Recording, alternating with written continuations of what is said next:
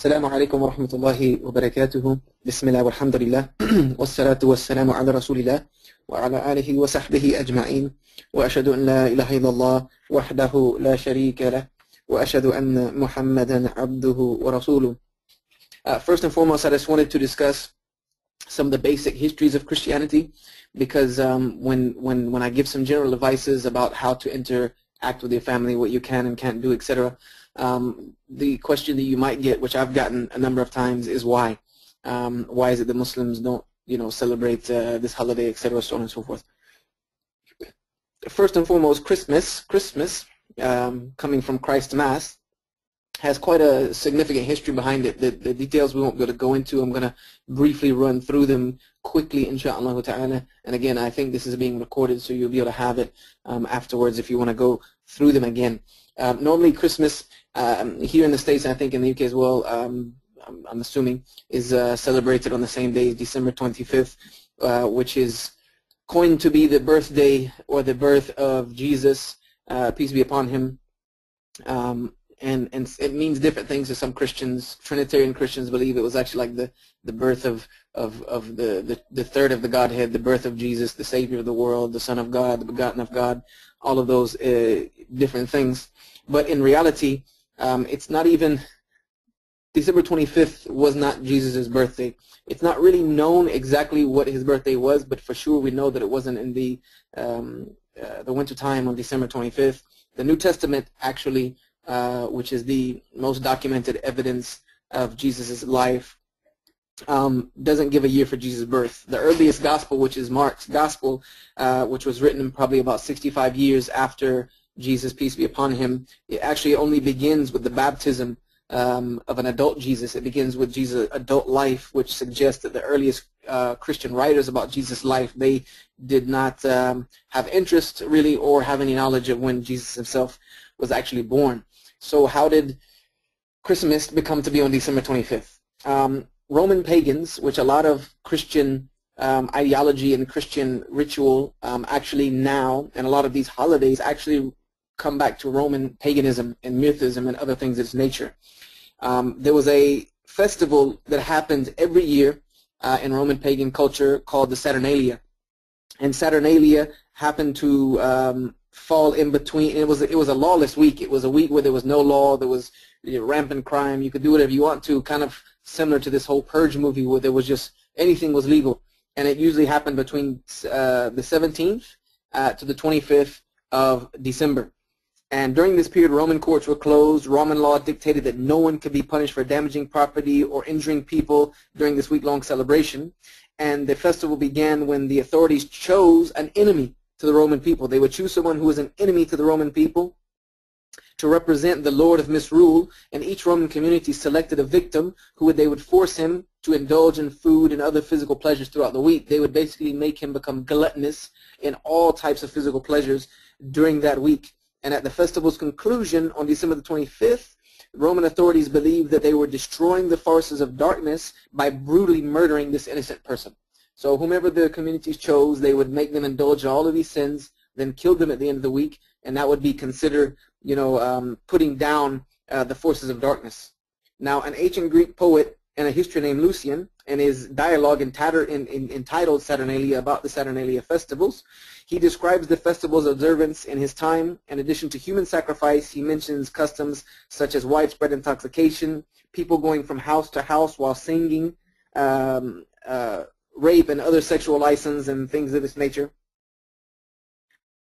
All of these things would go on during this holiday. Consuming human biscuits, which we see now as the gingerbread men. All of these things, if you look into the root of them, have some deep root in Roman paganism.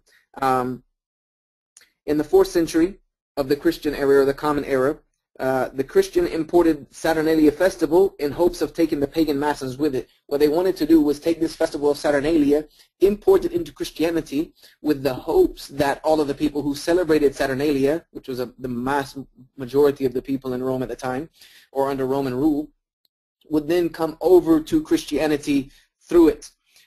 Christian leaders succeeded in converting to Christianity large numbers of pagans by promising them that they could continue to celebrate this festival of Saturnalia as Christians. You know, this was also things that were brought to our Prophet Muhammad sallallahu alaihi wasallam when he was asked, you know, celebrate some of our festivals or worship our gods one day or worshipers another day. The Christian fathers at that time, you know, kind of bent to a lot of these rules just in the hopes of bringing people over to Christianity and extending the rule of Christianity.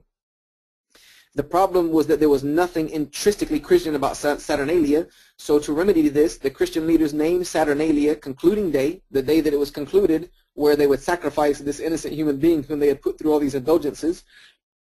They decided that we would officially recognize December 25th, the concluding day of Saturnalia, as Jesus' birthday. Now, Christians had little success refining these practices, as Stephen Nesselbaum, a professor of history at University of Massachusetts, he wrote, in return for ensuring massive observance for the anniversary of the Savior's birth by assigning it to this resonant date, the church, for its particular tactic, agreed to allow the holiday to be celebrated more or less the way it had always been. They'd allowed the same practices to go on. The early Christmas holidays were actually celebrated by drinking, indulgences of the body, singing naked in the streets, and which became a precursor to moderate caroling, where people go from house to house singing carols on Christmas. This is also another import from the Saturnalia festivals that came into it. The Father Reverend of Boston, his name was Mather, in 1687, he said the early Christians who first observed the Nativity on December 25th did not do so thinking that Christ was born in that month, but because the heathen Saturnalia was at the time kept in Rome, and they were willing to have those pagan holidays metamorphed into Christian ones. Because it is of pagan origin, Christmas was banned by the Puritans, which the Puritan movement that happened in England and in the States tried to rid Christianity of a lot of these imports from Roman paganism. The Puritans actually banned Christmas between 1659 and 1681. However, Christmas was and still celebrated by most Christians. In Northern Europe, many other traditions that we now consider a part of Christian worship were begun long before the participants had ever even heard of Jesus. The pagans of Northern Europe celebrated their own winter solstice known as Yuletide, and you'll hear that in a lot of Christmas carols where they talk about Yuletide joy and things of that nature. It was the festival of Yule, which was a symbol of the pagan sun god Mirtha being born, and was observed on the shortest day of the year. As the sun god grew and matured, the days became longer and warmer, and it was customary to light a candle to encourage Mirthas, the sun, to reappear the next year. Huge Yule logs were burned in honor of the sun. The word Yule itself means wheel, the wheel being a pagan symbol for the sun. Mistletoe was considered a sacred plant, and the customs of kissing under the mistletoe began as a fertility ritual, which now continues on in Christian tradition. Holly berries were thought to be a food of the gods. The tree is one of the symbols that unites most of the Northern Europe winter solstices. Live evergreen trees were then brought into people's home during the harsh winters as a reminder of the inhabitants that soon their crops would grow again. Evergreen boughs were sometimes carried as totems of good luck and were presented at weddings representing fertility. And the Druids also used the tree as a religious symbol, holding their sacred ceremonies while surrounding and worshiping huge trees. There's actually a verse in the Bible that forbids, and I believe it's in Isaiah, that forbids people from going into the woods, cutting down a tree, bringing it into your home, decorating it with tinsel and silver and that nature. It's actually a forbidden practice within the Bible itself.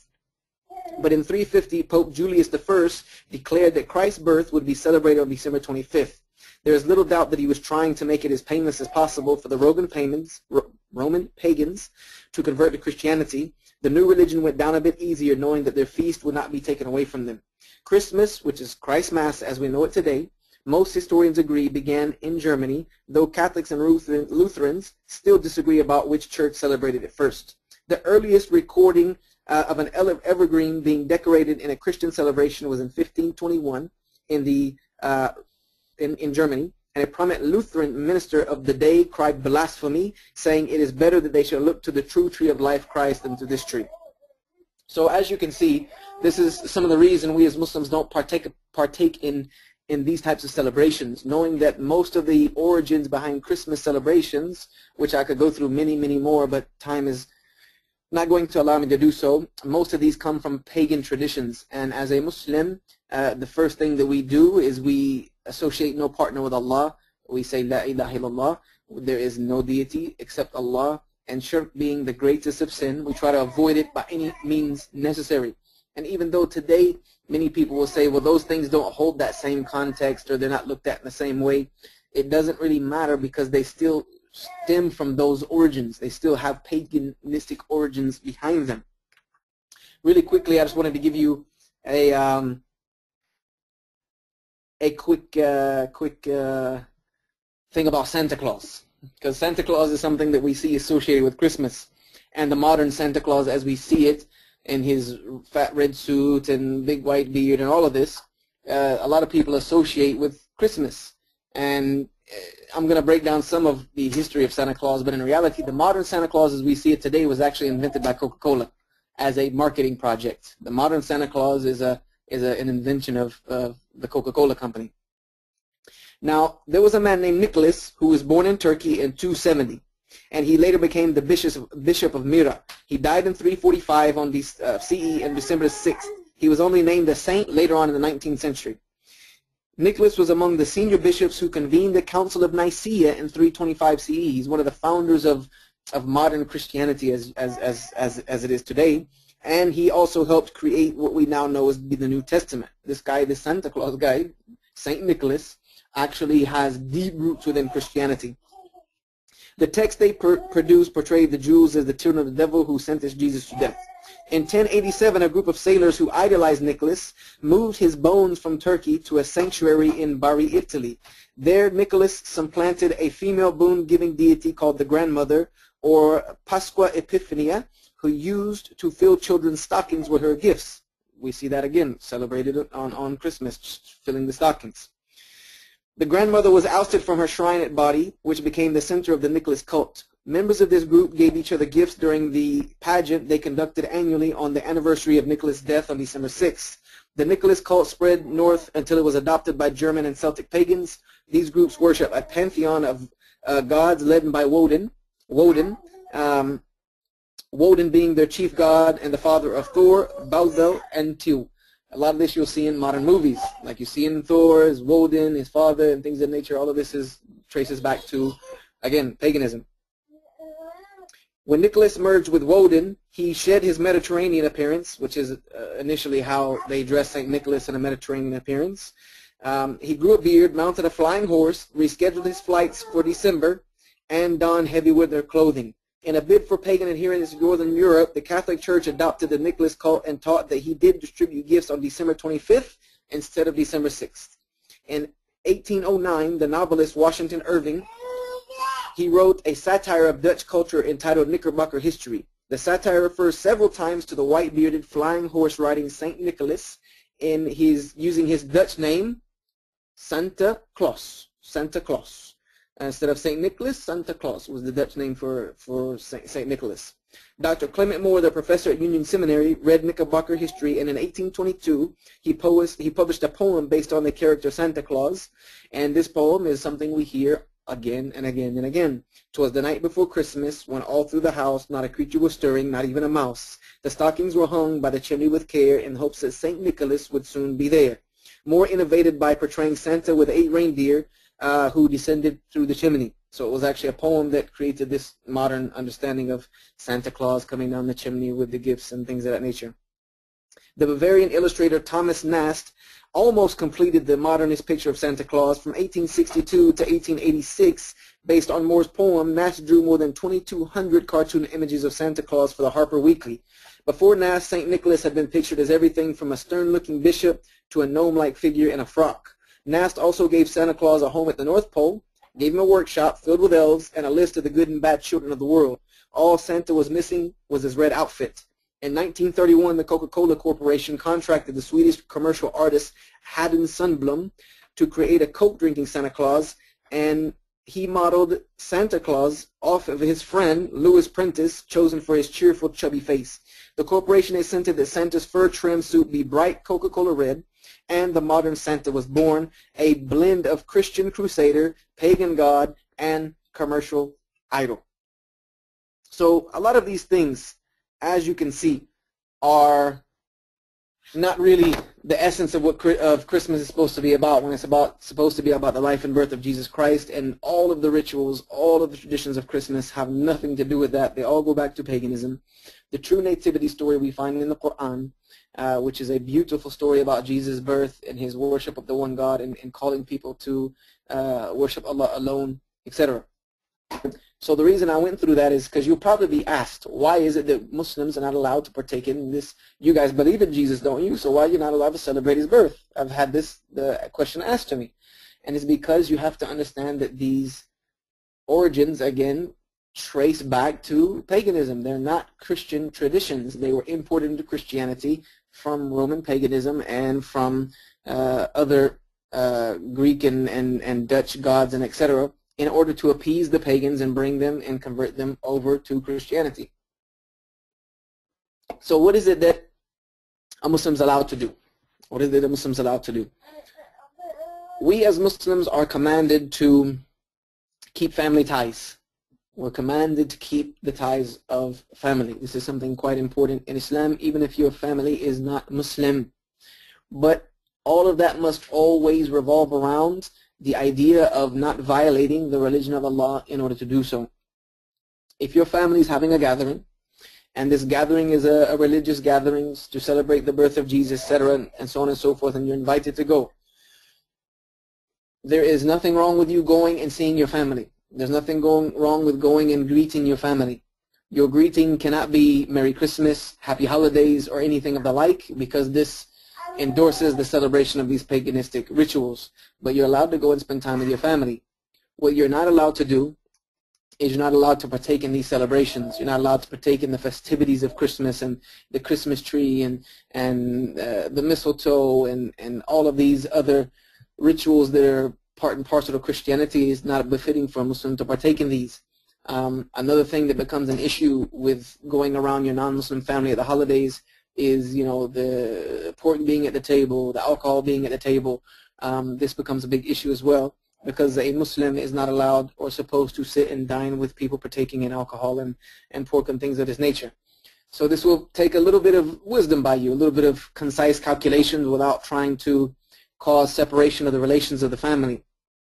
You know, these are times when you can find a reason, a valid excuse to excuse yourself, so as not to partake in these rituals, partake in the drinking and the eating of the ham and things of that nature. But do it, again, do it with respect, you know, with kindness and gentleness, understanding that part of your relationship with your family should also be to try to call them to Islam. This is why I told you about some of the paganistic history of these practices, so maybe you can enlighten your family members, etc.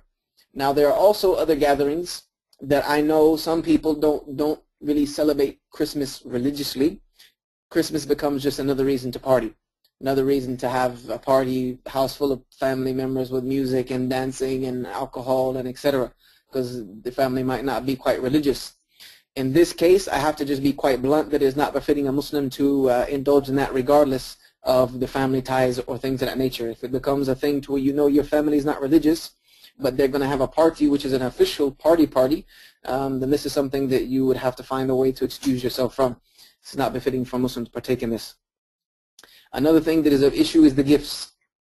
A Muslim is allowed to accept gifts from family members on these holidays. Nothing wrong with accepting the gifts. Returning gifts, it's fine to return gifts to the family, but it's not acceptable to do it on the day that they celebrate, because then it becomes a part and parcel endorsement to the celebration. So maybe if you have gifts for them, you give it to them ahead of time, so then they can, you know, if they decide to, you know, open their gift or whatever on that day, that's on them, but you don't want it to be a thing where you're exchanging the gifts in the celebration of the holiday season. So these are some things to think about. You know, not partaking in the religious celebrations because they're paganistic at their origin, not partaking of the food and alcohol or being at the place where it's being served or being consumed. If it's just a party and it's just going to be a party that's inappropriate for a Muslim to be caught attending, then this is something that you would unfortunately have to excuse yourself from. But maintaining the ties of kinship are absolutely important. You just have to kind of learn how to dance around them a bit. and also have this knowledge of the history of these celebrations in order to be able to defend the questions when they come as to why. You believe in Jesus, but you don't, so why can't you celebrate with us? So we got to be aware of those things, insha'Allah ta'ala. And this comes with all non-Muslim celebrations. Unfortunately, all of these, Thanksgiving, which you guys don't celebrate in the UK, so I don't even know why I'm bringing it up, Christmas, Valentine's Day goes back to paganism, Easter goes back to paganism. All of these holidays are quite paganistic at their origin. So you got to learn how to keep the family ties with respect, but at the same time try to balance the interaction on the level that could cause you to be doing something quite sinful, quite majorly sinful, as a matter of fact. So just keep that in mind, and don't be afraid to excuse yourself. Find a reason, be quite logical, come up with an excuse now that if something is partaking or something is happening that you're not comfortable with, that you already have a pre-prepared reason that you cannot be there, cannot participate in it. This is quite logical so that you don't cause any conflict or any issues with the family. But also realize that it is our job as Muslims to educate people to the truth. Even your family members, and your family members are quite important. Because Allah says, "O you who believe, save yourself and your family from the hellfire." So upping yourself on this knowledge to be able to call your family away from this paganistic practice and calling them to Islam is of primary importance. And the fact of losing ties of kinship over da'wah is something that the Muslims should not be afraid of. We give the da'wah. We give it humbly, we give it simply, and we try our best to share the message of Islam. This is something that we can never shy away from, especially when it comes to our family members, trying to tell them about the deen. They might not ever accept it. They might not ever come around. I've been telling my dad about Islam for 16 years now. He's no closer to becoming a Muslim now than he was 16 years ago. But that is between him and Allah, and I want to feel like that I've done my job and told him about the deen, told him about Islam, told him about the paganism of some of the practices that go on in Christianity, and hopefully I've done what I'm required to do. So inshallah, hopefully this will give you some bit of advice, and since my time is quite short, I'm going to open the floor now inshallah for some questions. If you have questions, you can type them in, and inshallah, if I can answer them, I'll answer them. If not, then I'll simply tell you I can't, and maybe point you in the direction where you can get them answered. Jazakallah khairan. Barakallah feekum. Assalamu alaikum. Barakallah khair, Brother Yushraf, for your talk. Alhamdulillah, that clarifies a lot of issues and questions that were raised. In the meantime, before you arrive, I asked the audience to send some of the questions, and I think most of them are answered by your reminder. I'll just mention one of them which has a specific angle. Basically, the sister is asking, I have a 2-year-old girl. Is it okay if she can sing the Christmas carols and enjoy festivities with the family? Will that be a problem in the near future? When and what do I have to say to her and my family for not confuse her? If you can advise on this. Okay, inshallah. When it comes to these Christmas carols, again, many of these Christmas carols have within them paganistic ideas, paganistic practices, so they're not permissible for a Muslim to sing them. A lot of them give Santa Claus this power that only Allah subhanahu wa ta'ala has. He sees you when you're sleeping, he knows when you're awake, he knows you've been bad or good, things of that nature. This is complete shirk. And again, these Christmas carols all trace back to this Saturnalia festival. So it would be tying your child to something that she might end up reciting words. Of course, she's not going to be responsible for them because she's a child, but you'll be responsible reciting words of paganism and words of outright shirk that would, if an adult sang them, would violate their entire shahada. So this is something that, no, I would keep the child away from, because this is not something you want to be instilling into your children at such a young age, because, again, I can recite them from heart without even thinking about it, and I haven't recited these poems and these Christmas carols since I was a child, but the fact is they're embedded into my brain, so it's not something you want to be embedding into your children's brain at such a young age, inshallah, and Allah knows best. Alhamdulillah, Jazakallah khair. Jazakallah khair. There's another question that I would just summarize. With the whole period of time of Christmas, the whole atmosphere with it, the whole festivities, the whole kind of a magic around it. When you leave that non-Muslim environment and you become Muslim, you don't have access to all of that anymore. And basically those festivities are replaced by the Eid that we have in Islam. But when you're from a non-Muslim family, you don't have the all the Muslim festivities that are there around that. So someone's asking, how do you, I would say, recreate that excitement for the family on the concept of Eid, and how do you maintain the harmony within the family with that? Yeah, when it comes to excuse me, when it comes to that nostalgia of Christmas and the holiday season, trust me, wallahi, I get where you're coming from. I still have that, feeling in the back of my mind of the nostalgia when you get towards these holidays and knowing that this used to be the time where my family was very, very oriented on these holidays. We used to gather on Thanksgiving. We used to gather on Christmas Eve, Christmas Day, and New Year's, and it was a big time for my family. What I've tried to do, and what you should try to do, is try to recreate that same type of excitement and nostalgia around the Eidain, the two Eids. A good thing to do would be to study the history of these Eids. You got to know these so that you can teach them to your family.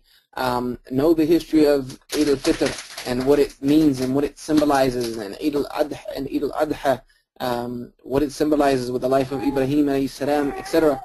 And try to incorporate that same excitement. There's nothing wrong with decorating the house, putting the balloons, getting the gifts together, giving them to your kid, setting up an aura of excitement for your children and for your family around these Eids. It should be a build-up, a momentum that, that we've made it to this Eid, and it's something that's happy. My kids, I like to try to make them understand it's Eid day. You put on, your new nice clothes, you get gifts, we decorate the house with balloons, we go out, we do things on Eid. This is a joyous time. Eid is a time to be celebrated. It's a time to be happy. So trying to recreate that nostalgia in the proper context is a beautiful thing.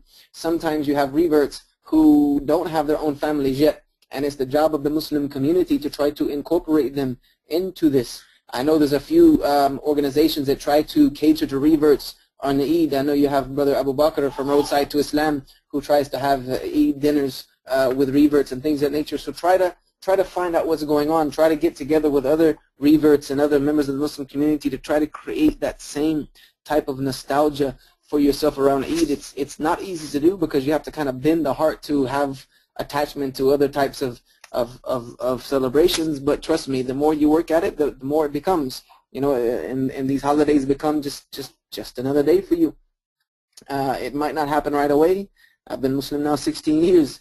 So I'm just telling you, over a period of time, it comes. It's just something that you have to work at and try to understand the depthness of these Eid celebrations that we have. It's quite hard in the West, trust me, because we don't really have these lavish Eid celebrations. When you see Eid in Muslim countries, it's totally different. The nostalgia is there. Ramadan in Egypt was like, it's a celebration. There's lights everywhere, and there's people in the streets, and Eid is just a big, big, huge thing.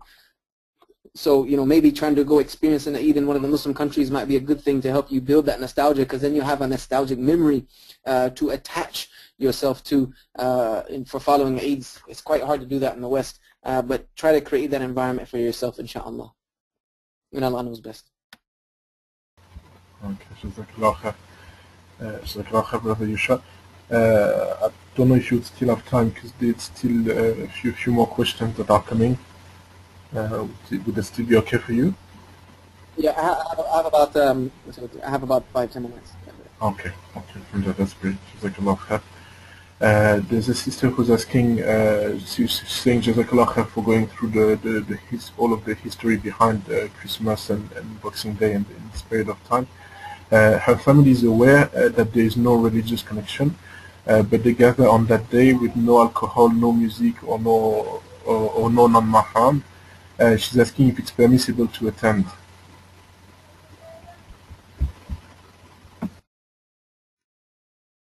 Yeah, if it's just a family gathering that is done on that day with no religiosity behind it, and etc., so on and so forth, no alcohol, no haram dealings, then yeah, there's no problem with going and spending time with your family in these days, as long as it's, again, as long as it's just not, you're not partaking in these celebrations, there's no issue behind this, inshallah.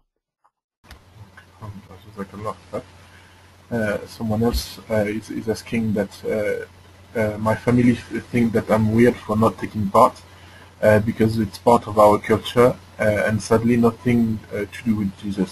I just don't like to be seen as an outsider. So if you can advise on that.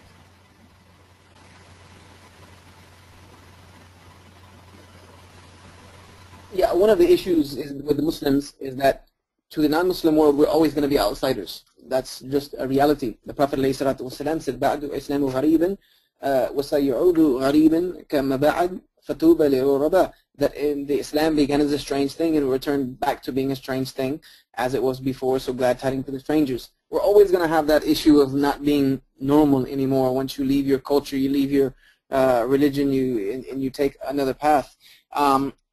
You have to try to, again, find that balance to where you can spend time with the family without violating the religious principles of a Muslim.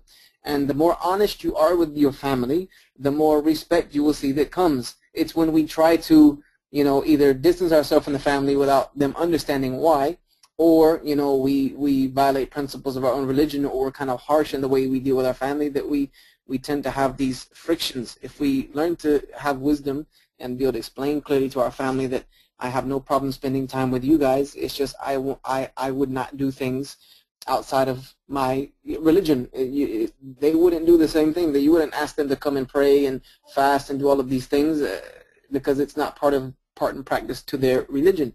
So trying to find that balance and realizing that you're always going to be an outsider. That's just the reality, is a Muslim's always going to be odd to the non-Muslim world. This is part of being a stranger. Ibn al-Qayyim al-Jawzi rahimahullah ta'ala in his famous Madarij al-Salikin said that the Muslim is always going to be a stranger to the non-Muslims. It's a reality that we must live with. A Muslim who practices Islam is always going to be even a stranger inside of the Muslim community. And then one who gives da'wah and calls people to Islam is going to be the worst of the stranger, or the best of the strangers and the most strange of all people. So Islam is always going to have strangeness to it. Muslims are always going to be strange. It just depends on the level of your commitment, the level of your strangeness. So take that as a bit of solace, inshaAllah, but still try to do your best to have relations with the family, call them to Islam. Just try to avoid things that become sinful or quite problematic when it comes to the religious practices, and Allah knows best. I'm going with another question, inshallah. Someone's asking about the children. When you have young children, like 4 years old, how do you go into explaining them and letting them understand that you're not celebrating Christmas anymore? How do we help them to understand about that decision?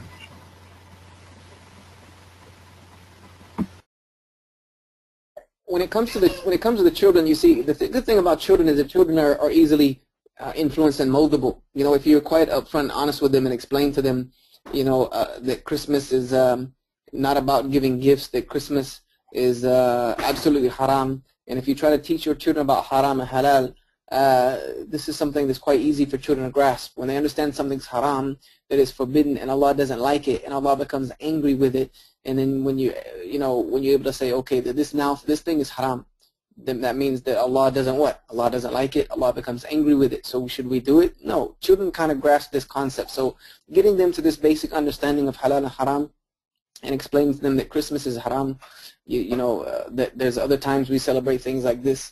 You're able to get gifts, which don't get them on this day, and things of that nature. Children are quite easily be moldable with this. You just got to kind of be clear with children. Don't try to manipulate and beat around the bush with kids. Just be straightforward with them. Kids actually are able to grasp a lot more than we give them credit for. We just got to be clear and upfront with them, inshallah. I mean, related to the topic of children as well, because they go to school, and in that environment at the period of the year, there's a lot of things taking place around Christmas. So there's quite a few questions related to that. How do we deal with that at school? and yeah, how do we explain to the children that we're staying away from it, and how do we deal with that environment?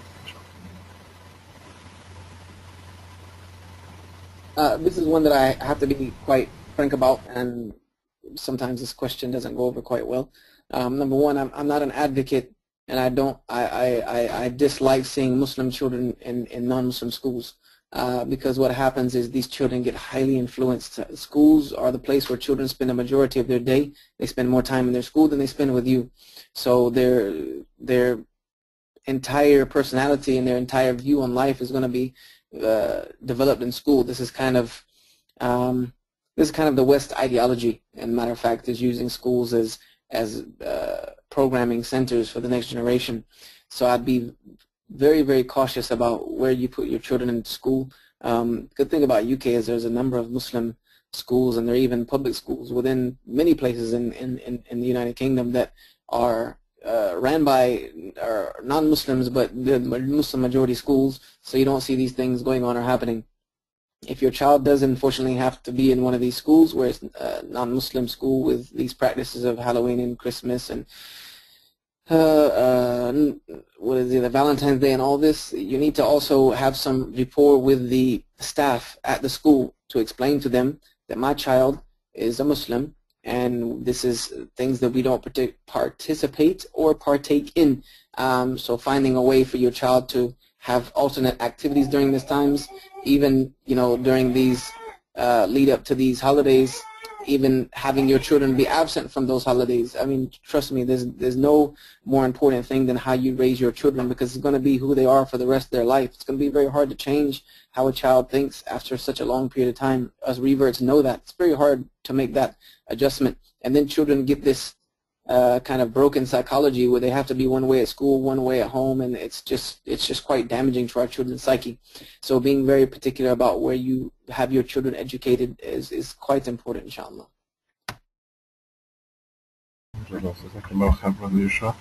And one final question is just someone who's asking, alhamdulillah, who you gave a lot of information about the history of Christmas.